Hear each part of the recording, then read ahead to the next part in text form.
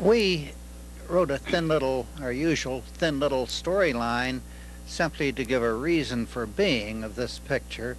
And what we postulated that we'd show a climb, a stage a fall, and then show how the persons were trained in safety to make high-angle climbing practical and relatively safe.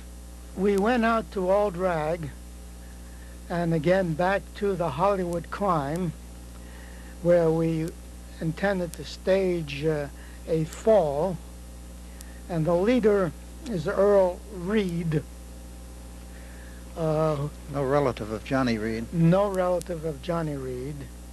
He is seconded by Jane Showaker, and the third member of the team is Tommy Marshall, who, when this film was made, was still a young teenager.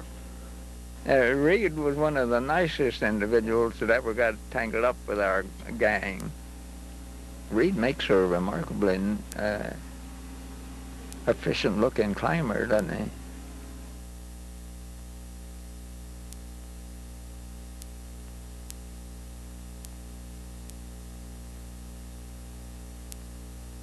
Jane Showaker is going across a traverse stretch of the climb to the perch where the leader is sitting. That's a nasty little step. Now the idea is to show that a very slender, small person like Jane could arrest the fall of a big man like Earl Reed and do it using a dynamic belay. She climbed Devil's Tower with Jane Showaker, with Jan Conn. Yeah.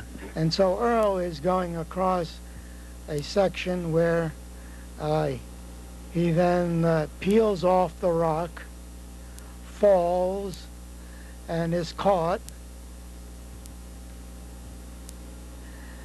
And the idea is to bring him back up. He wasn't in distress with his feet. He was doing that for show, wasn't he? To effect the rescue, we thought we would introduce the Bulgari technique. The Bulgari technique involves letting down 2 ropes, each with a sling at the end, so that the climber who fell could then step into the loops, and the ropes would be pulled up by the climbers above, and he would then be brought back up onto the ledge. So before the Bulgari can be effected, the second has to bring the third over, tie him in, and then while the poor leader is dangling below, and then one of the loops is let down, and now getting into the loop tends to be a bit of a problem. Notice that he puts the rope through the loop around his waist so that it hugs his body. See, in the first place, he's not in his stirrups right. They should wrap around your leg inside and go into your stirrup. And then, now let's see what else is wrong. These are nylon ropes. They are stretchy, and you'll see the problems that are engendered by stretchy ropes.